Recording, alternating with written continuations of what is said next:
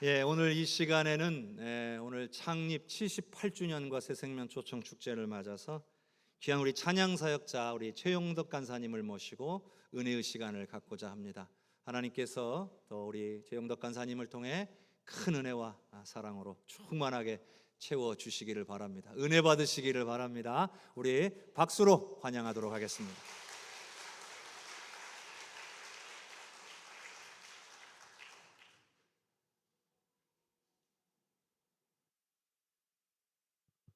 나오나요? 여러분 반갑습니다. 별로 안 반가우신가 봐. 제가 어디서 뭐 하는지 잠깐 보여드릴게요. 방송실 바로 띄워주십시오. 여러분 저는 대청호라는 호수가의 시골에서 왔습니다. 이게 대청호는 호수고 밑에 대전이고 저 빨간 점이 제가 28년째 일하고 있는 일터입니다. 여러분 저는 보리수라는 과일나무를 재배하는 농부입니다. 예, 밤나무도 40그루 있어가지고 이제 9월 첫 주부터 한 달 동안 밤 주어야 됩니다. 감나무도 12그루가 있고 이게 마을에서 운영하는 농촌 체험장을 저희 스태프들이 맡아가지고 지금 운영하고 있습니다. 농촌 체험장입니다. 여러분 저는 지금 오랜 세월 30년 가까이 농부로 살고 있는데 오래전에 30대 초반에 제가 이 노래를 작사 작곡했습니다. 하나님 한 번도 나를 실망시킨 적 없으셨다. 모든 게 공평과 은혜였다. 이거 문학 작품일 가능성이 상당히 높습니다. 그죠? 그런데 이걸 제가 진심으로 만들었습니다. 자, 이 노래에 얽힌 간증을 여러분께 좀 드리겠습니다. 짜잔. 아유, 좀 길쭉하게 보이긴 하는데 불쌍한 얼굴이죠. 살기 싫었습니다. 정말 내 삶을 저주했습니다. 미혼모의 자식으로 태어난 제 출생 배경을 저주했습니다. 4살 때가 5살 때 사라진 엄마를 저주했습니다. 집안꼴을 이렇게 만든 아버지를 저주하고 내 운명 안의 팔자를 이렇게 더럽게 태어나게 만든 신을 저주했습니다.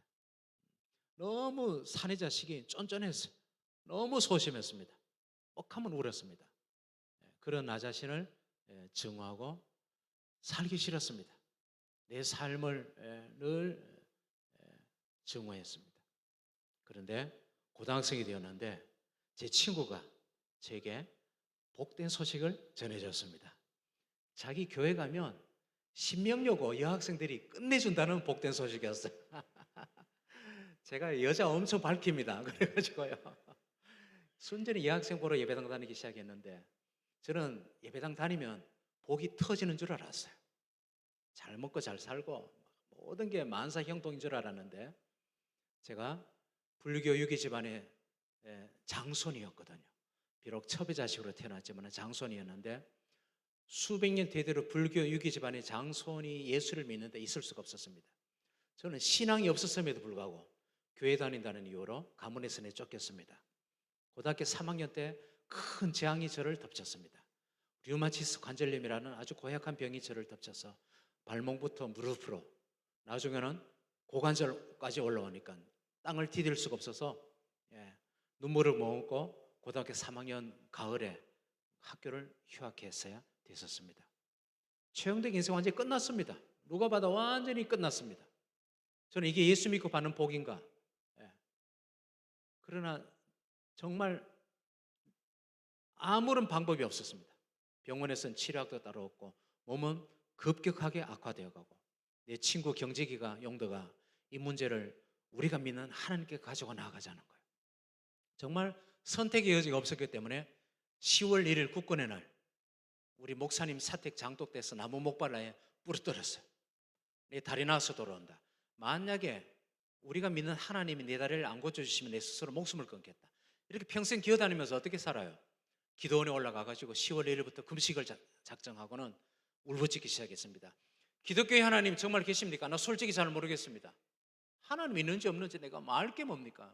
본 적 있나?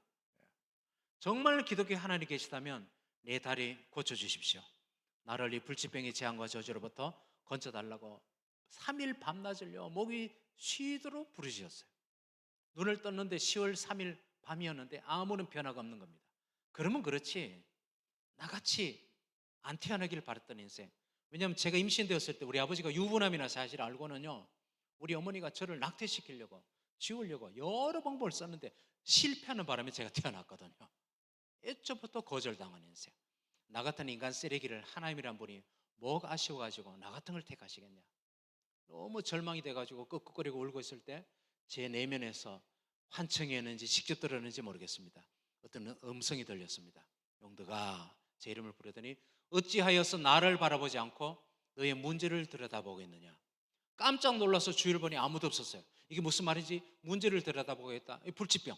이걸 들여다보지 말고 나를 바라봐라. 여기서 말하는 애가 하나님이라면 하나님을 바라보는 게 뭘까 깨달음이 왔어요. 네가 지금 생각하는 하나님, 네가 지금 울부짖고 기도하는 하나님 어떤 하나님이냐? 네가 생각하는 기독교의 하나님은 어떤 하나님이냐? 그 어떤 하나님께 이 문제를 맡겨야 해결된다는 겁니다. 근데 하나님이 어떤 분이지 하고 생각하니까 생각나는 게 하나도 없었어요. 내 머릿속에 가득 들어있는 건 오로지 영실이, 혜경이, 숙자, 지원이, 예란이, 명숙이, 정희, 지금도 눈앞에 삼삼한 희경이, 진선이. 좀 미쳤어요. 저 이 학생들밖에 관심 없었습니다. 큰일 났어요. 성경책을 읽으면 될 것 같아가지고 뒤적뒤적 해보니까요, 난 구약 성경이 그렇게 두꺼운 줄 처음 알았습니다. 읽으려니까 엄두가 안 나가지고 패스. 마태복음, 신약 성경을 읽기로 했는데 갑자기 어떤 분에게 큰 노트 한 권을 구해달라고 해놓고는 예수께서 가라사대, 예수님이 하신 말씀을 노트에 옮겨 적기 시작했습니다. 놀란 심령의 변화가 막 생기기 시작했어요. 저는 그때까지 내 인생의 주인이 난 줄 알았어요. 혹은 내가 임신되었을 때 나 없애려고 했던 우리 어머니가 내 인생의 주인인 줄 알았는데 성경 속에서 깨달음이 왔어요. 내 육신은 그렇게 어처구니 없는 것처럼 태어났을지 모르지만은 내 영혼에 내 인생의 주인이 창조주 하나님이라는 사실을 깨닫게 되었어요. 그분이 특별한 목적을 가지고 나를 이 땅에 태어나게 하셨고, 그리고 우리가 가서 살게 될 또 다른 영원한 나라가 있다는 거예요. 그의 나라의 백성으로, 자녀로 불러냈다는 사실을 깨닫게 되었습니다. 내가 착한 일 하나도 안 해도 내 존재 자체만으로도 나를 너무나 사랑하셔서 아버지 하나님을 떠난 탕자인 저를 지금도 동구 밖에서 기다리신 그 사랑의 하나님을 성경 속에서 만났습니다. 드디어 로마서 8장 28절이라는 성경에 제가 이르렀습니다. 제가 눈이 휘둥그레졌어요. 창조주 하나님을 인식할 뿐만 아니라 그분을 사랑하고 섬기는 사람, 곧 어떤 사람이냐? 그 하나님의 뜻에 따라서 하늘나라의 자녀로, 백성으로 불러냄을 받은 사람에게는, 저도 모르게 이거 난데 그랬어요. 난데. 그 다음 이어지는 구절에 제가 눈이 휘둥그레졌어요. 앞에 설명한 그 사람의 인생에 앞으로 일어나게 될 위대하고 경이로운 사건이 기록되어 있는 겁니다. 이제 어떤 일이 벌어지느냐? 그 사람의 인생에 일어나는 모든 사건에는 좋은 일뿐이겠습니까? 누가 봐도 재앙이요 저주처럼 보여지는 일까지 포함해서, 그 다음에 그 사람이 행한 모든 일, 그 모든 일에는 착한 일뿐이겠어요? 찢어 죽여도 시원찮을 만한 치명적인 죄까지 포함해서, 그 다음에 그 사람의 모든 출생 배경, 어떤 조건으로 태어났던, 저처럼 첩의 자식으로, 미혼모의 자식으로 태어났던, 혹은 장애를 가지고 태어났던, 가난하게 태어났던, 이 모든 것을 그 하나님께서 합력해 가지고, 이게요 서로 얽히고 설키고 이렇게 조화를 이루어서 영어 성경에 보니까요 굿, 유익이 되게 하신다는 겁니다. 제가 눈이 휘둥그레져 가지고, 이게 기독교의 하나님이라고? 기독교의 하나님이 이렇게 나를 만든다고? 내가 이 하나님을 붙잡아야겠다. 내가 이 하나님께 내 인생을 걸어야겠다. 소리치는 순간 저도 모르게 무릎을 꿇고 두 손을 높이 들고 외치기 시작했습니다. 하나님, 나는 내 출생 배경이 마음에 안 듭니다. 엄마는 살았는지 죽은지 도망가 있고 집안권은 엉망이고 현실적인 고통입니다. 그러나 나를 첩의 자식으로, 미혼모의 자식으로 태어나게 하신 것을 감사합니다. 이 출생 배경을 통해서 내게 반드시 합력해서 유익이 되게 하실 것을 믿습니다. 주님, 나는 가난이 싫습니다.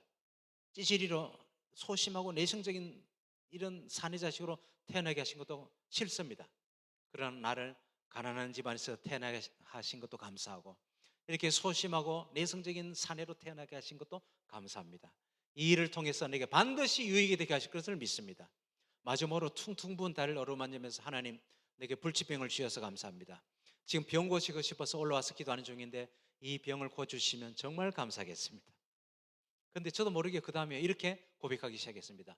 그런데요 하나님, 안 고쳐주셔도 괜찮을 것 같습니다. 그랬습니다. 저는 병 낫기를 간절히 바라는데, 얘야, 네가 그들에 있는 게 너에게 훨씬 유익이란다. 그래서 남들만큼 오래 못 살고 휠체어 신세를 지고 짧게 살다가 가더라도 그게 너 인생에 훨씬 유익이라면 뭐 그것도 감사하다. 제가 10월 3일 개천절 제 인생에 하늘이 열린 날입니다. 더 이상 하늘을 향해서 부탁할 제목이 사라지고 없게 되었어요. 10월 3일부터 10월 9일까지 기억나는 것은 울었던 기억밖에 없어요. 성경을 읽는데 찬송가를 부르는데 왜 그렇게 눈물이 많이 쏟아지는지, 지난날에 죄들이 끊임없이 생각나가지고 회개하면서 울고, 우리 아버지 어머니, 도망간 어머니, 그 시대가 난 피해자들이었다는 사실을 깨닫게 되면서 그분들의 인생이 불쌍해서 울었습니다. 10월 9일 한글날이었어요. 이게 꿈인 게 확실했던 게, 제가 나무 목발을 아예 부러뜨려 갔기 때문에 누가 부축을 안 해주면 화장실을 기어다니는 제가 오살리 금식기도원 참나무 숲 한가운데 이렇게 서 있는 거예요. 주머니가 볼록해요. 이게 뭐지 하고 꺼내보니까 주머니에 도토리가 가득 들어 있었어요. 내가 어떻게 걸어다니면서 도토리를 줘요. 이게 꿈속이잖아요. 잠시 후에 제가 그 자리에서 펄쩍펄쩍 뛰고 소리를 지르고 난리가 났습니다. 이게 꿈이 아니라 생시였어요. 정말 정직하게 말씀드립니다. 저는 제자리에 언제 나왔는지 몰라요. 나온 줄도 몰랐어요. 열흘 전까지 기어다니는 제가 산비탈을 미친 듯이 막 뛰어내려가기 시작했습니다. 수의실에 전화기가 있다는 게 생각났기 때문에 바로 교회로 전화를 걸어가지고 하나님이 내 다리 고쳐주셨습니다 외치고는 포항 부모님 댁으로 내려갔습니다. 여러분 상상해 보십시오. 집안이요 발칵 뒤집혔습니다. 장손이 예수 믿어서 벌 받아가지고 안전병으로 살아가는 것 때문에 난리가 났던 부모님. 예. 자, 그런데요, 열흘 전까지만 해도 최영덕 인생 끝났는데 내가 붙잡았던 이 로마서 8장 28절에 이 하나님께서 그분의 약속대로 합력해서 선을 이루셨을까요? 수백 년 되도록 불교 유기 집안의 장손이 합법적으로 기독교를 인정하는 결정적인 계기가 되었습니다. 저희 아버지께서, 저희 아버지가 13남매 장손이었거든요. 온 집안에 선포하셨어요. 오늘 이후로 용덕이는 예수 믿는다. 네. 저를 키워주신 저희 어머니 그 다음 주에 교회 등록하셨습니다. 누님 두 분 다 권사님이시고 남동생 재수 씨도 권사님입니다. 그러나 이것은 내 인생이 시작된 수많은 기적의 시작에 불과했습니다. 저는 그 이듬해 바로 고등학교를 다 복학을 했고 저는 설계사가 되기로 하고 대학을 건축과를 갔습니다. 유명한 설계사가 꿈이었습니다. 그래서 이런 성전을 많이 지어가지고 영광을 돌리고 하나님께 영광을 돌리고 돈도 엄청나게 벌어가지고 어려운 이웃들 구제하는 것을 통해서 하나님께 영광을 돌리겠다고 대충 공부하지 않았습니다. 열심히 군대 3년까지 포함해서 5년 동안 열심히 설계 공부를 하고 지도 교수님도 5년 만에 10년 만에 만난 제자라고 저를 아껴주셨고 단독으로 설계 작품을 대구 시전에 출품을 해가지고 입상도 하고 잘 나가던 건축학도 했습니다. 25 나이 대학 3학년 가을에 어떤 간사님의 설교를 듣다가 큰 충격을 받았습니다. 내가 엉뚱한 동기, 잘못된 목적을 가지고 거기를 가고 있다는 걸 깨닫게 된 겁니다. 지금은 25 나이에 새로 시작하라는 깨달음 앞에서 밤새 한잠도 못 잤어요. 억울하고 원통해가지고 그 다음날 새벽에 이 성경을 읽게 되었습니다. 예수님이 하늘나라 이야기하신 말씀입니다. 하늘나라가 뭐냐? 주인이신 하나님이 우리에게 그분이 재산을 다 나눠주는데 똑같이 나눠주는 게 아니라 세 번째 절, 각 사람의 뭐에 따라? 능력에 따라. 그분이 재산을 나눠주는데 이게 달란트, 이게 그 당시는 금덩어리, 화폐 나라지만 이게 영어로 탤런트입니다. 탤런트, 재능. 우리에게 주어진 모든 크고 작은 재능은 하나님이 우리에게 맡기신 재산이라는 거예요. 그걸 땅에 묻어두면 안 되고 이 땅에 사는 동안 하나님과 이웃에게 유익이 되는 일을 해서 열심히 남게 된다는 겁니다. 5달란트 받았던 종은 아니나 다를까 능력이 출중해서 10개를 만들어서 오니까 어마어마한 칭찬 상급을 나중에 내립니다. 2달란트 받았던 종은 두 개밖에 못 남겼어요. 그런데 제가 깜짝 놀랐습니다. 10달란트를 가지고 온 종과 똑같은 칭찬과 상급을 주인이 내리면서 예수님이 이게 하나님의 나라다 이러는 거예요. 내가 오해했구나, 착각했구나. 저는 세상 사람들이 말하는 성공, 위대한 업적, 막 사람들로부터 박수받고 환호받고 그러면 하늘나라에서도 큰 칭찬과 상급도 많이 받는 줄 알았어요. 그게 아니라는 겁니다. 내가 할 줄 아는 게 남들만큼 할 줄 아는 게 잘 없어가지고 도배사하고 타일공하고 그것도 안 돼가지고 아파트 청소밖에 못하고 노가다밖에 못한다 할지라도 내게 주어진 이 작은 재능 하나라도 땅에 묻어두지 않고 내 욕심이 아니라 하나님과 이웃을 위해서 열심히 감당하면 똑같은 칭찬과 상급을 내린다는 거예요. 내가 받은 재산이 뭔지를 적기 시작했어요. 제일 먼저 생각하는 게 어처구니가 없었습니다. 만화 그리는 거 좋아하는 거였어요. 내 꿈과 비전은 유명한 설계사인데 이게 왜 말입니까? 맨날 붓글씨 쓰고 이랬거든요. 군대 행정병으로 갔습니다. 글 적는 순간 눈앞이 캄캄했습니다. 그때 글씨 잘 써가지고 할 줄 아는 게요, 간판쟁이, 필경사밖에 없었어요. 그 다음에 기타 코드 막 열심히 5개, 6개 배워서 기타 배울 때 음악적인 취미인 것도 적었습니다. 그 다음에 가작 장려상 받았던 글 쓰는 재주도 적었습니다. 더 적으라는 거예요. 깨달음이 왔습니다. 우리가 천성적으로 타고나는 성격, 기질, 그것도 주인이신 하나님 우리에게 맡기신 재산이라는 거예요. 그럴 리가 하면서 적기 시작했습니다. 잘 삐짐, 한번 삐짐 오래감, 쫀쫀함, 소심함, 눈물이 많음, 매사에 만족하기 힘듦, 용기가 없음, 결단력이 심히 부족함, 용서가 잘 안됨, 원한의 깊음, 염세주의적임. 눈에서 눈물이 줄줄 흘렀어요. 세상에 찌질해도 이런 찌질인 거 없는 겁니다. 그때 제 내면에서요, 천둥 같은 분노의 음성이 들렸습니다.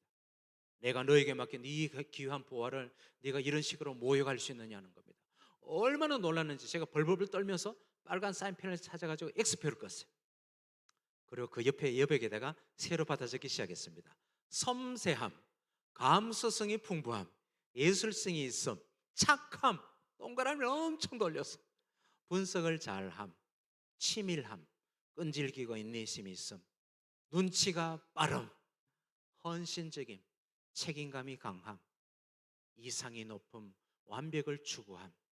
지금까지 마귀의 시각으로, 사탄의 시각으로 나를 분석하고 평가하고 있었다는 걸 그날 깨달았어요. 이 동전의 뒷면을 돌려보니까요, 내가 앞에 적었던 모든 단점들이 전부 놀라운 장점이었습니다. 최홍덕이가 걸작품 중에 걸작품이었습니다. 엉엉 울면서 A4 용지를 높이 들고 하나님 여기 만화 그리는 거 좋아하는 것부터 마지막 완벽주의 치밀한 성격까지 포함해서 하나도 땅에 묻어두지 않고 하나님과 이웃에게 유익이 되는 일을 하기를 원합니다. 그 길을 보여주시면 내가 그 길을 가겠습니다. 그게 간판쟁이다. 딴 따라든 필경사든. 그런데 눈앞에 손으로 그린 성가학보가 보여졌어요. 환상으로. 이게 느닷없는 게 아니라 사실은 대학교 1학년 때부터 틈틈 해왔던 일인데 한 번도 사명으로 생각해 본 적 없습니다. 놀랍게도 이게요, 제가 적었던 모든 것을 100% 쏟아부어 살 수는 바로 그 일이었어요. 잉크에다가 천자 펜촉에 잉크를 찍어서 오선을 자를 대고 다 긋습니다. 그 음표를 그 펜촉으로, 다 음표를 그린 다음에 가사도 다 펜촉으로 쓰는 겁니다. 다른 사람들은 악보를 손으로 그려도 제목은 활자로 통일하는데 전 노래마다 다 다르게 디자인을 해가지고 목을 입히니까 악보 하나 그리는데 2시간, 3시간 걸렸어요. 이 일을 하기 시작했습니다. 지도 교수님이 최용덕이 너 미쳤느냐 그래. 지금 생각했던 미쳤던 것 같아요. 누가 알아주느냐, 먹고 사느냐 관심 없었습니다. 이 일을 하기 시작했습니다. 제가 손으로 그린 악보들의 제목들입니다.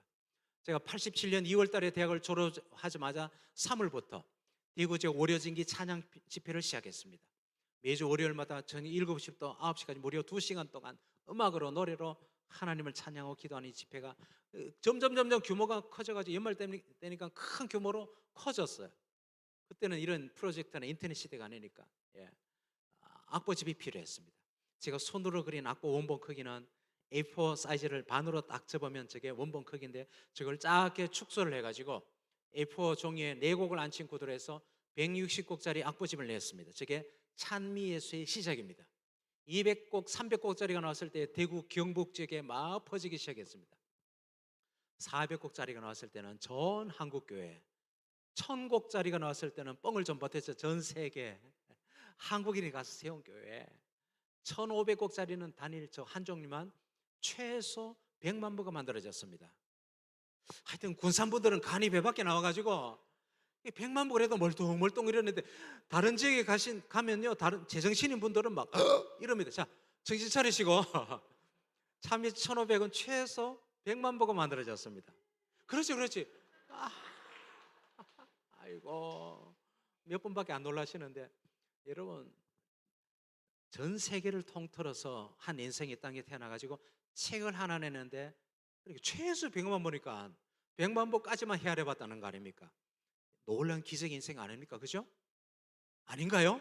네. 이것만 해도 우리가 감당하기 어려운 은총인데 25 나이에 대학교 3학년 때 저는 공대를 나왔으니까 음악을 공부해 본 적이 한 번도 없고 지금도 작곡 이론을 전혀 모를 그때 대학교 3학년 그때 낮엔 해처럼 밤엔 달처럼 일어나 걸어라 나의 힘이 되신 여호와여 가서 제자 삼아라 이 노래를 하나님께서 저에게 주셨어요. 제가 대학을 졸업하기 전에 이미 이 노래들이 한국교회에 널리 퍼지기 시작했습니다. 87년 3월부터 제가 글 쓰는 재주를 땅에 묻어두지 않게 또 약속드린 데 따라서 글을 직접 쓰고 글씨도 써가지고 월간지를 내기 시작했는데 나중에 매월 13만 부를 발행했습니다.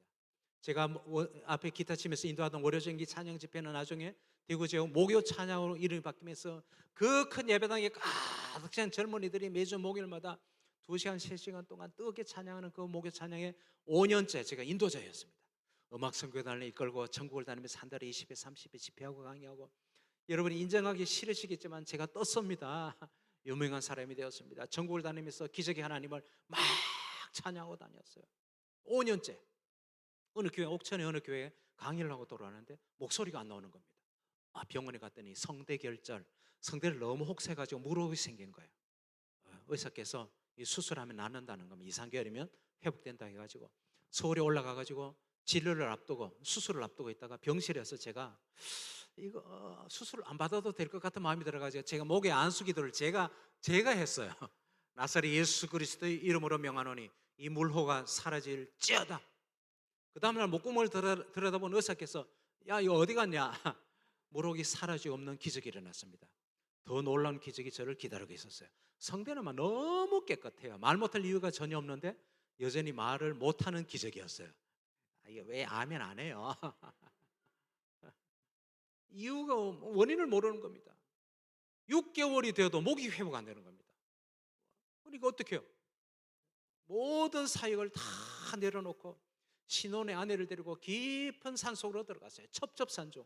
한 의사가 이거는 피로가 누적되고 그러니까 맑은 공기 마시면서 산속에 들어가서 몇 달 좀 살아보라는 거예요. 그게 폐교가 하나 있었습니다. 교실 4칸짜리 지금 수리하려고 갖다 놨죠.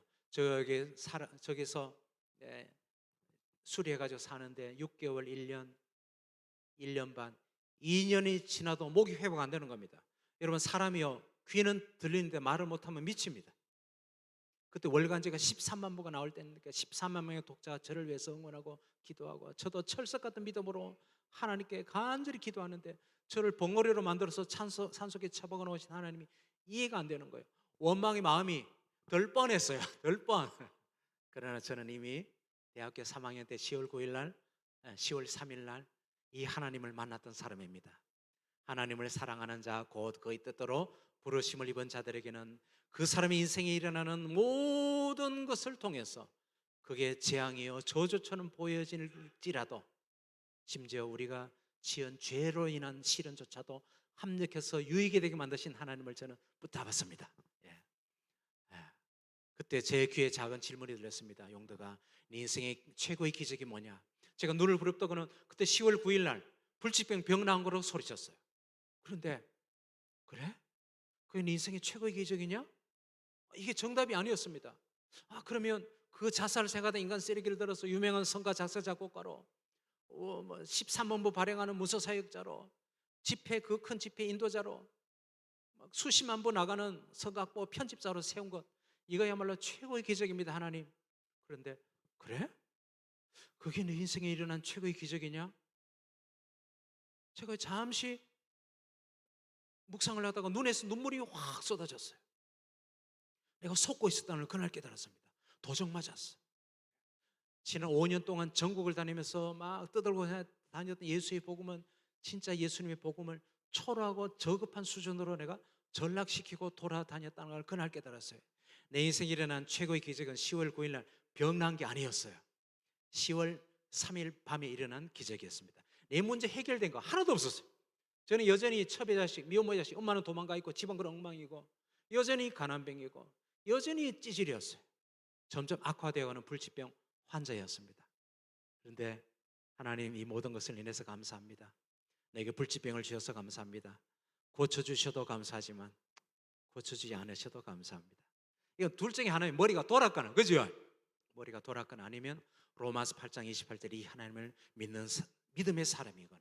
그래서 눈앞에 보인 거는 누가 봐도 망한 인생이지만은 이를 통해서 반드시 선을 이루신 하나님을 바라보면서 감사하는 것. 이거 예수 믿는 사람의 인생에 일어난 최고의 기적이라는 거예요. 예수 믿고 잘 먹고 잘 사고 하는 사업 잘 되고 자식 잘 되고 막 암도 안 걸리고 암 걸려도 기도하면 째깍 낫고 막. 그것도 예수 믿고 받는 복 중에 하나인데 가장 수준 낮은 복이라고 말씀해 주셨어요. 우리가 예수 믿고 받는 복은 그런 차원을 뛰어넘는 것이라고 말씀해 주셨어요. 건강할 때도 감사하지만 암 선고를 받은 그날에도 감사하고 사업이 잘 될 때도 감사하지만은 내 실수와 잘못으로 부도가 나가지고 감옥에 들어앉게 생겼어도 이 일을 통해서 선을 이루신 하나님을 바라보면서 감사할 수 있는 것. 제가 다시 이 하나님을 붙잡았습니다. 그리고 그날 이후로 그날 이후로 로마서 8장 28절 다음에 29절이 있다는 것을 다시 한번 깨달았습니다.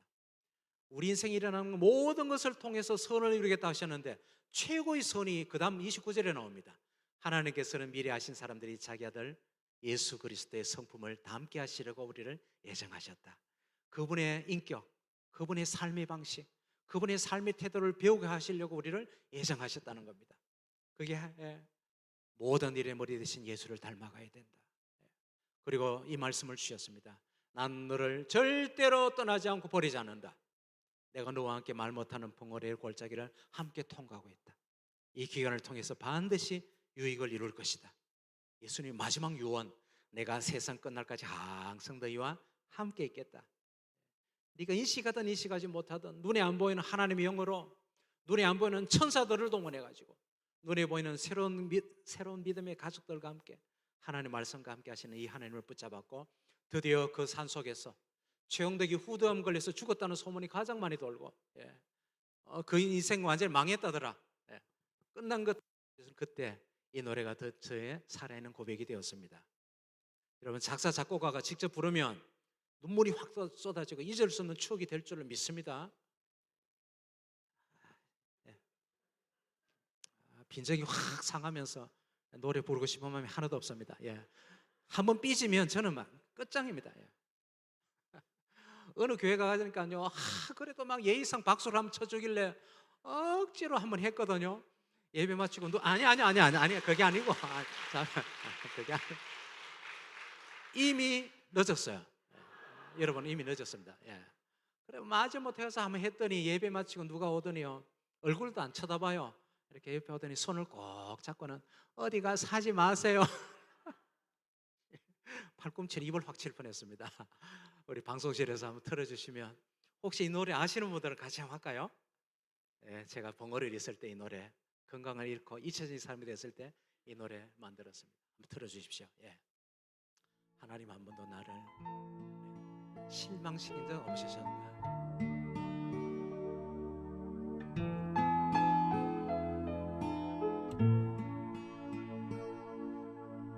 하나님 한 번도 나를 실망시킨 적 없으시고 언제나 공평과 은혜로 나를 지키셨네. 지나온 모든 세월들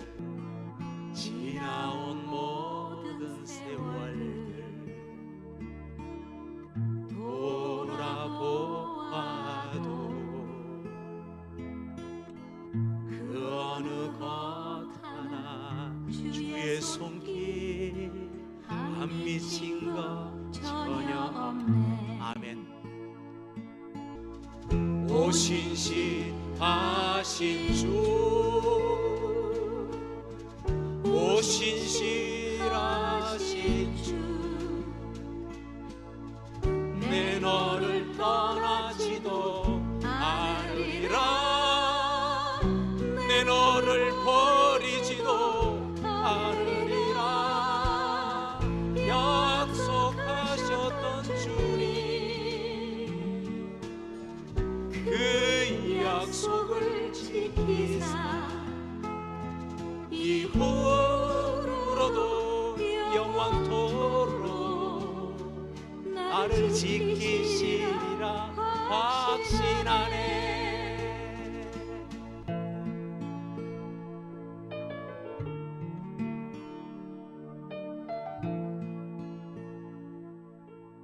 아멘. 아멘. 예. 여러분, 그날 이후로 제가 행복한 벙어리로 살기 시작했습니다. 목 회복시켜달라는 기도 중단. 6년 동안 행복한 벙어리로 살았습니다. 6년 동안. 지금까지 이 목이 회복되지 않고 살고 있다 할지라도 확실한 것은 행복한 벙어리로 살고 있을 것이 확실합니다. 근데 보세요. 그 잘 나가던 사역자를 하루쯤에 벙어리로 만들어서 깊은 산속에 처박아 놓으신 하나님께서 이루신 놀라운 선이 찬미 예수 1500입니다. 한국 교회사에서 전무후무하게 씀을 받은 책입니다. 그때 외국에서 수많은 성가들이 번역돼서 나오고 창작 성가들이 막 쏟아져 나오는데 그때는 인터넷 시대가 아니었거든요. 유일한 정보가 이 악보집이었어요. 네.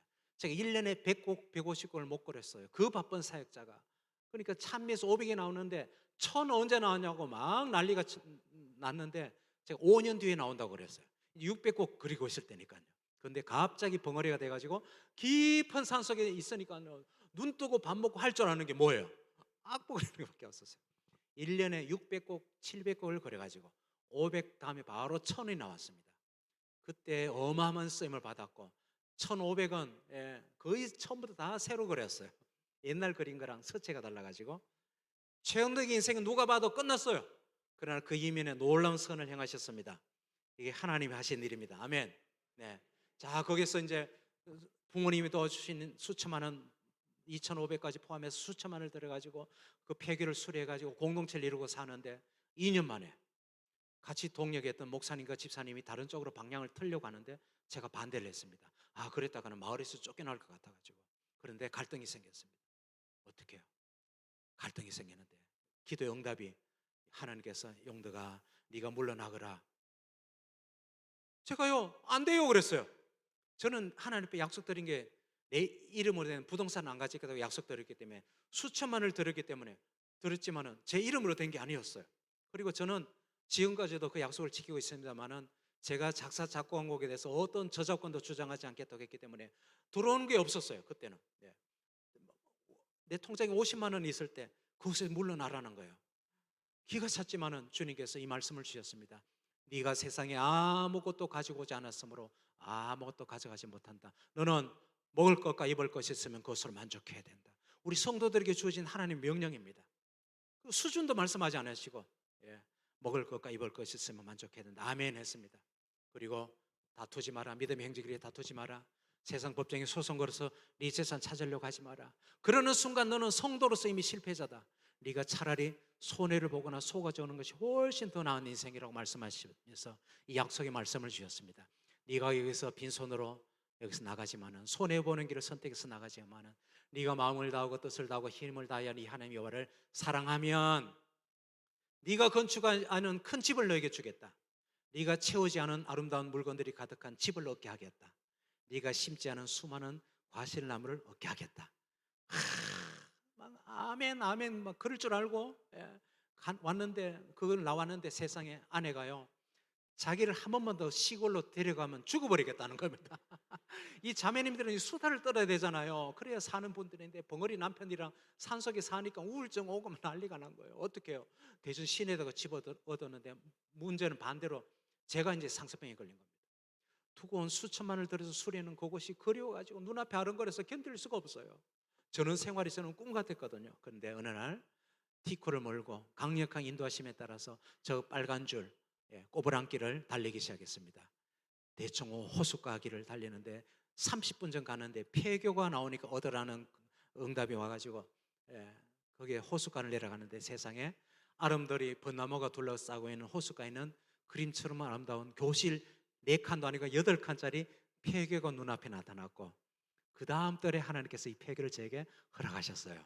무려 13년간을 나중에 법이 바뀌는 바람에 이제 한 사람에게 10년 이상 빌려주지 말라는 법이 바뀌는 바람에 더 이상 못 얻었는데 저기서 수많은 사역이 이루어졌습니다.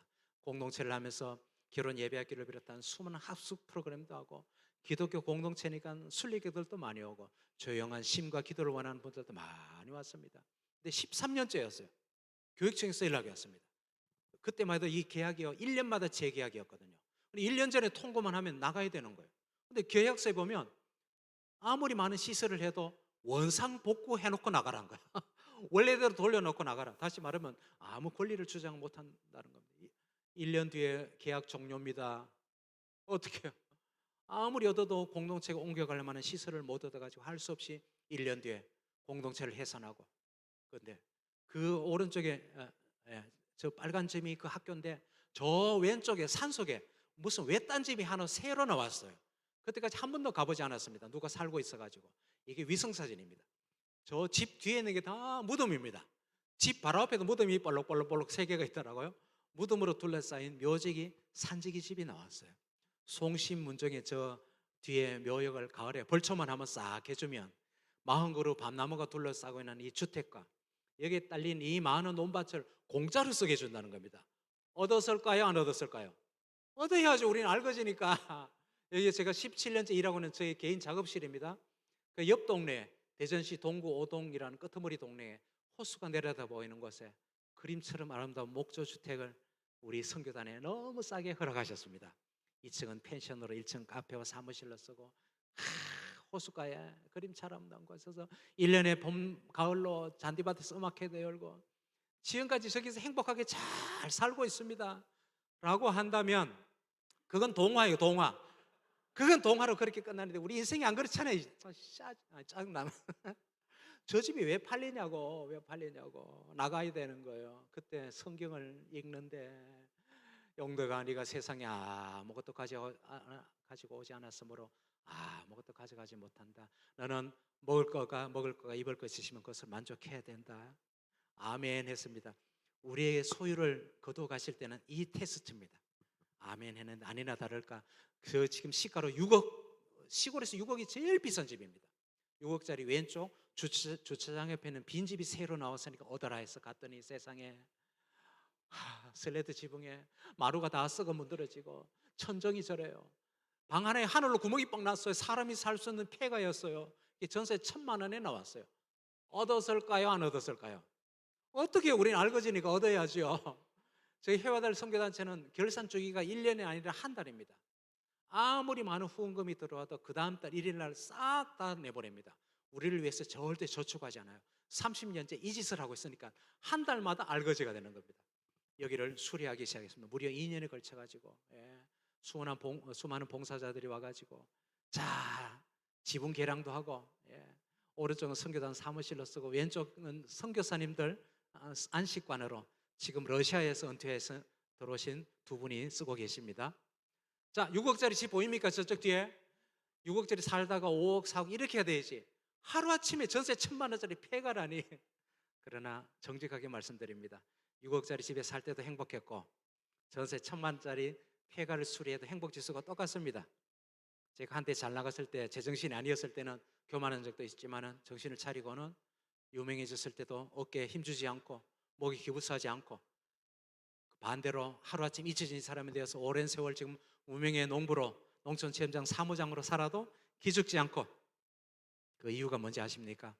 주님께서 말씀하십니다. 용도가 네가 한때 잘 나가느냐? 어깨 힘주지 마라. 너는 5달란트 받았던 종이니까 5개 남기는 게 너무 당연하다. 네가 남긴 게 하나도 칭찬받을 거 없다. 오히려 신명기의 이 말씀을 늘 체크하십니다.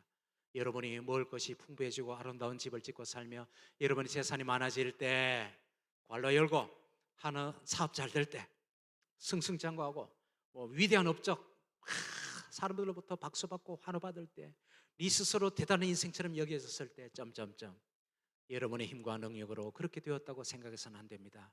여러분에게 그렇게 될 수 있는 능력을 주신 분이 여러분의 하나님 여호와이심을 기억하십시오.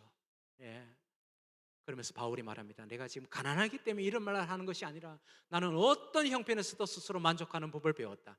배가 부르건 고프건 부유하게 살건 가난하게 살건 그 어떤 경우에도 스스로 만족하게 생각하는 비결을 배웠습니다. 내게 능력 주시는 분 안에서 예수 그리스도 안에서 로마서 8장 28절 이 하나님 안에서 나는 모든 것을 할 수 있습니다. 아멘. 우리가 두고 온 곳을 어떻게 되는지 아세요? 마을에서 국가사업비 20을 따내와가지고 낡은 학교를 싹 허물고 새로운 시설을 싹 했습니다. 온갖 수련, 홍련, 백년이 피어있는 수생식물 3억을 들여서 긴 산책로 데크도 만들고 모든 비품들이 밥그릇 숟가락까지 갖추어진 2억짜리 펜션도 우리가 감히 살 수 없는 수백만 원짜리 자동 절단기, 자동 세척기, 진공 포장기, 분말기, 건조기, 큰 대형 냉동 창고, 냉장 창고가 완벽하게 갖추어진 20억 2천 평 대저택을 현재 저희가 십몇 년째 쓰고 있습니다. 안심하십시오. 더 이상 반전은 없으니까요.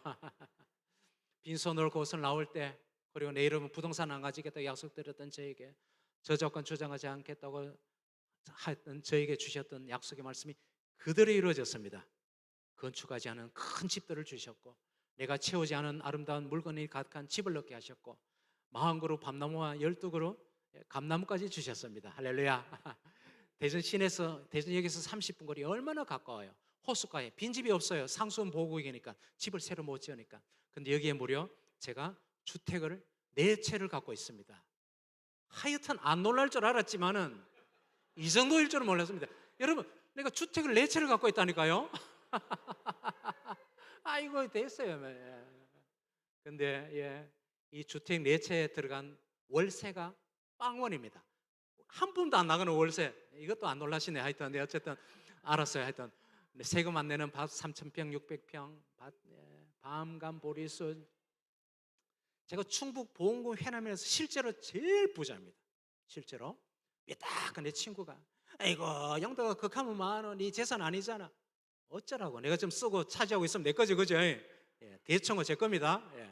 이게 이제 17년째 쓰고 있는 산재기 집인데 뭐 괜찮아요. 뭐 난방도 안 되지만은 곰팡이도 있고, 저 맞은편에서는 저 외양간인데, 근데 괜찮은데 너무 문중해서 우리 최 선생 불편하면 안 된다고 1억 얼마를 들여서 또 새로 딱 리모델링을 해가지고 쓰라고. 안 그래도 되는데 집 2채를 제가 공짜로 쓰고 있는 집입니다. 지금 어제도 저기 잤습니다. 그러나 여러분, 제가 간장이 여기서 끝나면 저는 사기꾼일 가능성이 높아요. 우리 하나님 뜻대로 행하고 그분을 순종하면 이렇게 복이 터집니까? 꿈 깨세요, 여러분. 계약이 6개월 남았습니다. 이제 6개월 뒤에 우리는 알거지로 돌아갑니다. 그때 군산으로 올지도 모르니까 여러분 준비하십시오. 그래도 눈도 깜짝하지 않습니다. 간이 배밖에 나왔기 때문에 저는 어떤 처지에서도 눈도 깜짝하지 않은 담대함을 갖고 있는 믿음의 사람입니다. 왜냐하면 우리 인생의 마지막 끝장처럼 보여지는 일에서도 저는 승리한 사람입니다. 35살에 하나님께서 사랑스러운 딸을 주셨어요. 늘 우리가 기도를 이렇게 했습니다. 하나님, 이 아이의 인생의 주인은 우리가 아니라 창조주 하나님이십니다. 하나님이 이 아이를 우리에게 보내셨고 우리가 이 아이를 맡아서 양육하겠습니다. 우리 아이가 이 아이의 인생의 주인인 것처럼 착각하지 않도록 도와주시고, 항상 주인을 의식하면서 존경하고 존중하는 마음으로 키우게 해달라고 그렇게 기도했고, 무럭무럭 잘 자랐습니다. 초등학교 3학년이 되었는데 학교 갔다 오더니, 아빠 칠판에 글씨가 희미하게 보여요. 근데 10분 후면 시력이 되돌아온다는 겁니다. 아이를 데리고 종합병원에 가서 머리 MRI 사진을 찍었는데 뇌종양이라는 그 뇌종양, 암덩어리가 생긴 거예요. 시신경 바로 뒤쪽에. 수술이 불가능했어요. 돌아오는 길에 부모로서 해줄 수 있는 게 아무것도 없는 그 상황에서 속으로, 애가 눈치채면 안 되니까 속으로 막 울부짖는 기도를 드렸어요. 하나님, 주인이신 하나님, 우리 인생의 주인이신 하나님, 내 지난 삶을 돌아보니 파란만장했습니다. 그 당시로서는 도저히 납득이 안 되고 이해가 안 되었던 모든 사실들이 지나놓고 나니까요, 합력해서 유익이 되지 않은 것이 하나도 없었습니다. 그러니 이 상황도 우리에게 모두에게 반드시 유익이 될 줄 믿습니다. 주인이신 하나님께서 이 아이를 우리에게 맡기셨고, 이제 얘야 계약이 끝났다, 이제 데려갈란다 하신다면 할 말은 없습니다. 그랬어요. 근데 제가요, 운지들을 붙잡고는 속으로, 알겠는데요 하나님, 지금은 안 돼요. 지금은 안 돼요. 우리에게 시간을 더 주세요. 그 기도를 들으셨어요. 서울 세브란스 병원에 올라가서 감마나이프 수술이라고 의식 있는 상태에서 방사선을 쪼이는 수술이거든요. 그건 암세포가 여전히 머릿속에 남아있는 겁니다. 놀랍게도 그날 이후로 종양이 조금도 자라지 않고 시력에도 아무 문제 없고 너무 건강하게 무럭무럭 잘 자랐습니다. 16살, 이미 6년 세월이 지나서요, 제일 이쁠 때 3월 20일경인데 계약한 지 얼마 안 되는 이놈이, 아빠 우리 가족여행 갑시다. 제주도 가족여행 가자는 거예요. 아우 가야죠. 학교 때려치우고 가야죠. 그러나 그때 이제 요즘은 그게 인정이 되잖아요. 제주도 유치꽃이 만발한 저곳에 봄철에 가서 꽃마차도 타고 행복한 3박 4일 가족여행을 보내고 왔는데 저것이 딸아이와 함께한 마지막 가족 여행이 될 줄은 아무도 몰랐습니다. 우리에게 주신 마지막 선물이었습니다. 갔다 오자마자 아빠 머리 아파요. 6년 만에 재발이 되었고, 예. 딱 두 달 투병하고, 예. 의식을 잃고 중환자실에 실려 들어갔을 때, 예. 어느 날 제주도에 있는 어느 목사님 사모님이 연락 왔어요. 최 간사님 마음의 준비를 하셔야 될 것 같습니다. 오늘이나 내일쯤 하나님이 간사님 딸 로아를 불러 올리실 것 같다는 거예요. 이유를 모르니까 그날 새벽에 이 사모님이 기도하시는 가운데 환상을 보셨어요. 하늘에 올려진 사다리를 타고 우리 딸아이가 막 올라가는데 그 위에 넓은 꽃밭이 펼쳐져 있고 예수님을 비롯한 수많은 군중이 환영을 나온 그 환상을 보여주셨다면서 아니나 다를까 그 다음날 하나님께서 우리 딸아이를 부르셨어요. 의식을 잃고 중환자실에 이제 마지막 인사하러 들어가서 이 핏기 없는 손을 붙잡고 제가 이 짧은 2줄짜리 노래를 하염없이 불렀습니다. 주님여 이 손을 꼭 잡고 가소서 약하고 피곤한 이 몸을 폭풍우 흑암 속에 지사 빛으로 인도하소서. 우리가요 무려 2시간 동안 이거 알아듣는지 못 알아듣는지 모르지만 뭐 과학적으로 알아듣는다고 그래요. 귀에다 대고 얼마나 수다를 떠는지 몰라요. 로아야, 야 너를 키우는 16년 세월 너무 행복했다. 고마웠다. 혹시 엄마 아빠 너 키우면서 너 아프게 하고 나한테 상처 주고 실수한 것 있으면 꼭 용서해 줄래? 용서도 빌고. 우리가 예배 시간에도 아까 했지만 사도신경 습관적으로 암송하잖아요. 그걸 한 절 한 절 풀어가면서요 제가 먼저 선창을 했습니다. 우리를 지으신 우주를 지으신 창조주 하나님 아버지에 대해서, 예수 구원자 되신 예수 그리스도에 대해서, 성령 하나님에 대해서, 마지막으로 우리는 몸의 부활을 믿습니다. 우리는 영원한 생명을 믿습니다. 아멘. 오후 2시쯤 심장이 막 꺼져갈 때 손을 막 흔들었어요. 로아야 먼저 가서 기다려. 엄마 아빠 곧 따라갈게. 너를 키운 16년 세월이 순식간에 지나갔구나. 엄마 아빠 남은 삶도 한 점처럼 순식간에 지나갈까요? 로아 자매님, 우리를 이 땅에서는 부모와 자식과 관계로 만나게 하셨지만은 그 하나님 나라는 시집도 안 가고 모두가 천사 같은 존재라고 말씀하셨는데 거기서 다시 만났을 때 우리 지구상에서 이 16년 아름다운 추억을 같이 나눕시다. 이별 끝. 이 뭐 의미가 있습니까, 그죠? 우리 주인이 살다가 버리고 간 빈 껍데기 이걸 흙으로 돌려보는 의식이 남았는데 제가 제안을 해가지고 마지막 예배를 감사 예배로 드렸습니다. 우리에게 이 아이를 보내주셔서 지난 16년 동안 우리가 누렸던 그 많은 행복, 감탄, 감격, 감사거리에 대해서 나누었습니다. 어른이 되고 철이 들고 자식을 낳아서 키우면서 하나님 아버지의 사랑을 깨닫게 되었다고 고백했습니다. 여러분, 저는 완벽주의자입니다. 내가 소중하게 여기는 것이 빼앗기거나 사라지면 죽습니다. 그런데 내 생명과 같은 딸아이를 데려가신 그날에도 하늘을 향해서 원망하지 않고 불평하지 않고 감사할 수 있었던 이유, 욥의 고백이 저희 고백이 되었기 때문입니다. 주신 자도 여호와시오 가져가신 자도 여호와시니 뭐 주인께서 데려가셨는데 뭐 어쩌란 말입니까? 만일 그리스도께서 다시 살아나지 못하셨다면 우리의 전도와 여러분의 믿음은 헛되고 맙니다.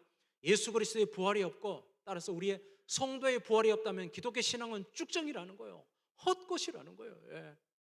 그러면서 19절 만일 우리가 그리스도 안에서 바라는 것이 이 세상뿐이라면 우리 기독교인들 예수쟁이들은 누구보다도 불쌍한 사람들이라는 겁니다. 사도 바울이 말합니다. 여러분, 형제 여러분, 우리는 여러분이 이미 죽은 사람들에 대해서 모르는 것을 원치 않습니다. 그렇지 않으면 여러분도 희망 없는 사람들처럼 슬퍼하게 될 것입니다. 우리는 예수님이 죽었다가 다시 살아나신 것을 믿습니다. 그래서 우리는 예수님을 믿다가 죽은 사람들도 하나님이 그 예수님과 함께 데리고 오실 것을 믿습니다. 주 예수님이 호령과 천사장의 소리와 하나님 나팔 소리와 함께 하늘에서 내려오실 때 그리스도를 믿다가 우리보다 먼저 죽은 사람들이 우리보다 먼저 부활할 것이며 그 후에 우리 살아남은 사람들도 그들과 함께 구름 속으로 끌려 올라가 공중에서 주님을 만나 영원히 주님과 함께 있게 될 것입니다. 그러므로 여러분은 이런 말로 서로 위로하십시오. 저희 딸아이 지금 93년 생이니까 31살, 32살쯤 됐겠네요. 14년 됐습니다. 다시 만날 날을 학수고대하고 있습니다. 꼭 만날 것을 저는 철수같이 믿습니다. 예. 로아야, 기다려. 자, 로마서 8장 28절 다음에 34절. 그리스도 예수님은 죽었다가 다시 살아나셔서 하나님의 오른편에서 항상 우리를 위해서 기도해 주시는데 누가 우리를 그리스도의 사랑에서 끊는단 말입니까? 고난, 괴로움, 핍박, 굶주림, 헐벗음, 위험, 칼, 관로 열고, 경제적인 파산, 암 선고받은 거, 그 많은 축복 가운데 결혼했지만은 끝내 깨진 이혼, 사별, 점점점. 그러나 우리를 사랑하시는 그리스도도 통해 우리는 이 모든 것을 그때는 이깁니다. 아멘. 심지어 우리에게는 죽음도 유익입니다. 우리는 이미 간이 배 밖에 나온 사람입니다. 간덩이가 부은 사람들이 예수 그리스도를 믿는 믿음의 사람들입니다. 예.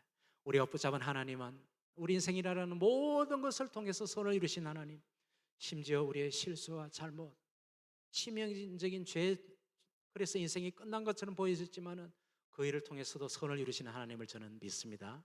아멘. 무엇보다도 하나님의 최고의 관심사는 우리 인격, 성품, 우리 삶의 태도, 삶의 방식이 바뀌는 것입니다. 그래야 저와 같은 믿음의 용장이 되니까요. 예. 반드시 그렇게 될 줄 믿습니다. 그래요. 여러분, 우리 죽을 때까지 하나님 몰아가십니다. 절대 포기하지 않으시고 저는 그것을 믿기 때문에 각오를 단단히 하고 있습니다.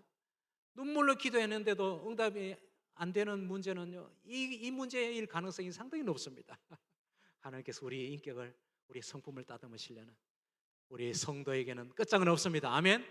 자, 지나온 모든 아픔과 상처들이 이제는 저희 사명이 되었습니다. 고린도후서에 이렇게 말씀합니다. 자비의 아버지시며 모든 위로의 하나님은 온갖 고난을 겪는 우리를 위로해 주시는데, 그래서 우리가 하나님에게 받는 위로로 고난 당하는 또 다른 사람들을 위로할 수 있게 하십니다. 저는 체배 자식들, 미혼모의 자식들, 이혼한 부모를 둔 아이들의 위로자가, 격려자가 될 수 있는, 상담자가 될 수 있는 자격증을 갖고 있습니다. 모든 가난한 이들의 아픔을 알기 때문에 우리의 모든 사역의 초점은 가난한 이웃들을 향해 있습니다. 네. 그리고 저는 특히 잘 삐지는 사람들의 친구가 될 수 있는 자격증을, 이 교회는 보니 별로 없는데 다른 교회 가면 막 버글버글해요. 그리고 저는 중병 환자들의 친구가 될 수 있는 자격증, 사랑한 자식이나 사랑한 가족을 먼저 떠나보낸 그분들을 위로할 수 있는 자격증을 갖고 있습니다. 이제 이 사명자로 살고 있습니다. 아멘. 와, 긴 시간 제 간증을 들으셔서 감사하고 이제 안심하십시오. 끝났습니다. 이 노래 하나만 듣고 마치겠습니다. 제가 벙어리로 그 깊은 산속에 있을 때 이 시를 만났어요. 저는 남의 시에 곡을 못 붙입니다. 가사와 멜로디가 동시에 쏟아져서 받아 적으니까요. 근데 미국의 오버톤 목사님이 이 시를 썼는데 한글로 번역됐는데 이 가사 하나하나가 저희 가슴에 와서 박혀서 제가 이 곡을 붙여가지고 저희 노래를 만들었는데, 오버톤 목사님이 자녀가 셋이 있었는데 넷째를 사모님이 임신했어요. 임신 중독증으로 사모님과 아기가 세상을 떠났습니다. 장례식 하는 날 다른 목사님이 앞에 설교하시는데 밑에 계시던 오버톤 목사님이 이 시를 받아 적었습니다. 제목은 하나님은 실수하지 않으신다는데, 저 사진에 글귀처럼 하나님은 실수하실 수가 없는 분이다. 아멘. 박건진이라는 분이 이 노래를 자기의 간정으로 불러주셨는데 군에서 못을 박다가 시멘트 못이 오른쪽 눈에 박혀가지고 실명을 했어요. 지금 목회자의 길을 걸어가고 계시는데 자기 간정으로 이 노래를 불러주셨습니다. 자, 이 노래를 여러분에게 선물로 드립니다. 오늘 특별히 오늘 처음 오신 분들에게나 아직 예수님을 잘 모르는 분들에게 이 노래가 여러분의 노래가 되기를 간절히 바랍니다. 우리 같이 한번 들읍시다. 예.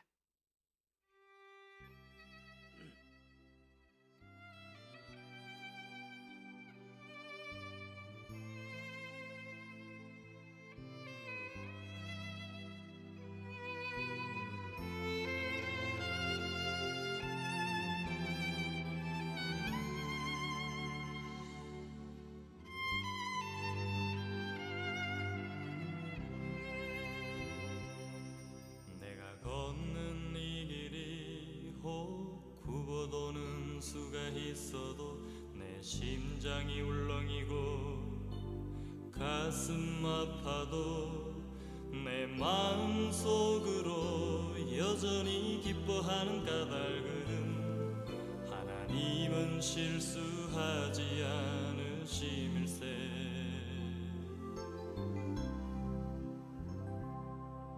내가 세운 계획이 혹 빗나갈지 모르면 나의 희망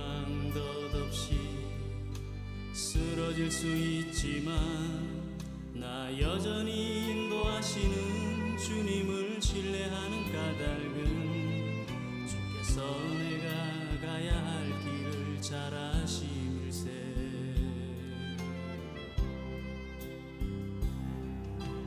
어두운 밤 어둠이 깊어 날이 다시는 밝지 않을 것 같아 보여도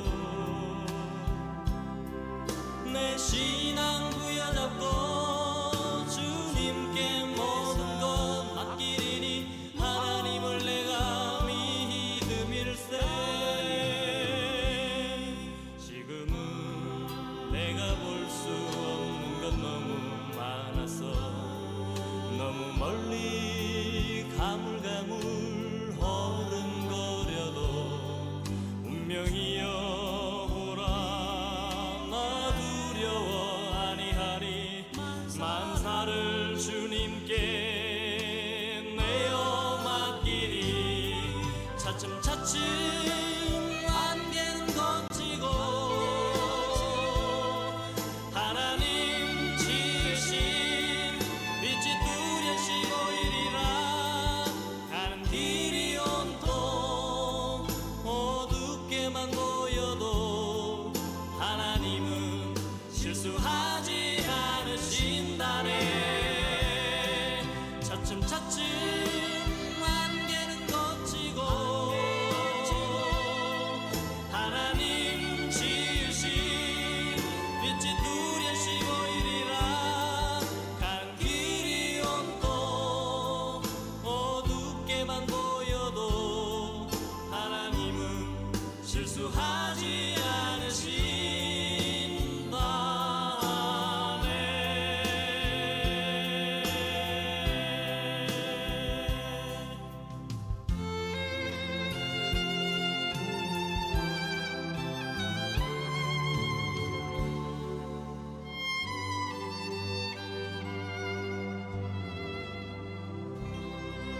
모든 영광은 네 하나님께 올려드립니다.